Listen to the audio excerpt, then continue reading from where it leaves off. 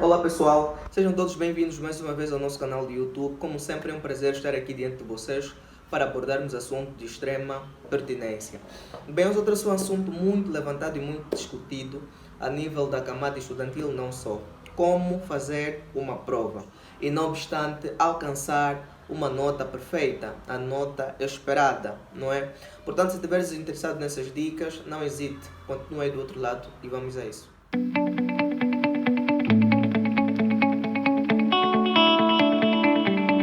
Para tudo existe uma fase preparatória e para a atividade de estudo para as provas isso não está obstante. É necessário que o estudante crie um plano de preparação para facilmente dominar os assuntos em que possivelmente serão abordados na prova.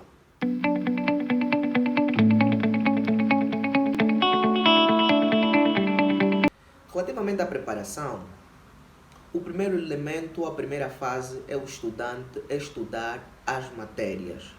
Ou seja, o estudante deve reunir todas as possíveis matérias que serão abordadas pelo professor ou que possivelmente o professor vai pedir na prova.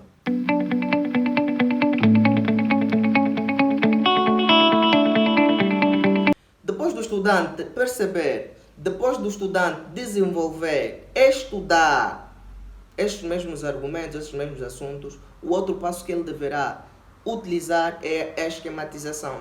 A esquematização é nada mais nada menos que a organização do assunto estudado. Essa organização pode se dar muito caso na utilização de mapas mentais. O estudante pode criar um resumo, mas desde que a organização ou a esquematização seja racional, seja sistêmica e eficiente, não obstante prática de preferência.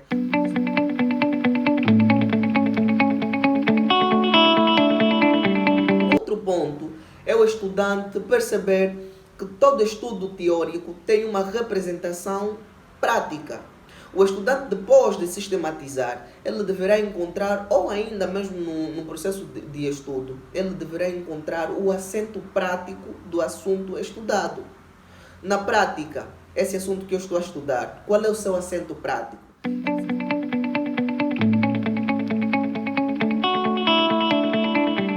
O próximo passo é o estudo reiterado. O estudante vai simplesmente, depois de sistematizar a matéria, continuar a estudar, continuar com aquele processo de estudo, para que todos os argumentos estudados estejam guardados na memória.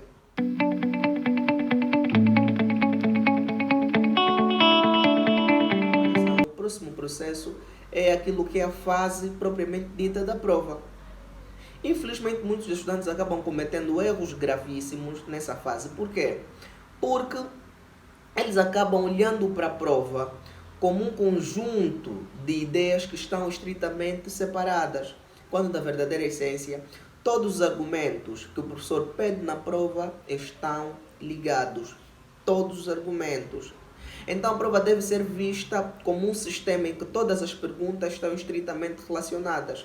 A primeira pergunta está relacionada com a segunda com a terceira, a quarta com a primeira com a segunda. Então isso funciona desse jeito. Quando o estudante procurar ou olhar a prova nessa perspectiva, facilmente ele terá uma ideia geral, uma ideia mais concisa, sistemática da própria prova.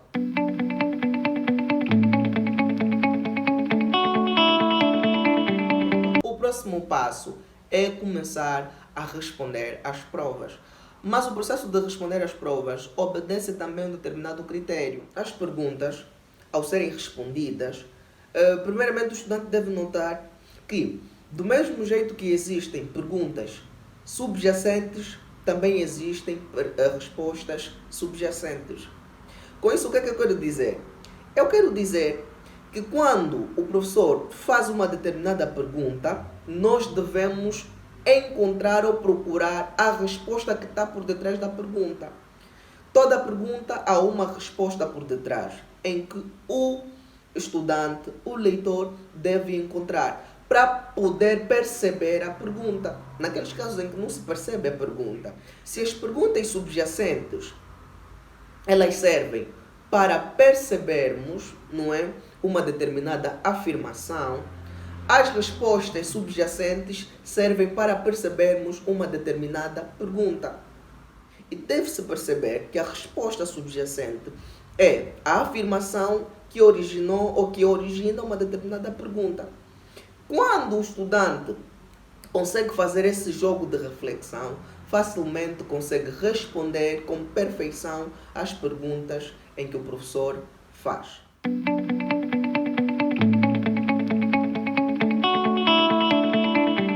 Segundo, o que acontece com muitos estudantes quando deparam-se com uma pergunta é querer respondê-las de imediato, prender-se logo na resposta. Mas não. Quando assim acontece, ou quando dessa forma acontece, a visão que o professor terá de nós é que temos uma fraca capacidade argumentativa. É que nós estamos tão preocupados em responder do que fazer uma determinada análise. E isso já é muito, mas muito péssimo para a cotação final. Não se pode cometer o erro de responder diretamente às perguntas. Há que se apresentar uma ideia ou uma problematização das perguntas que subsequentemente vamos responder.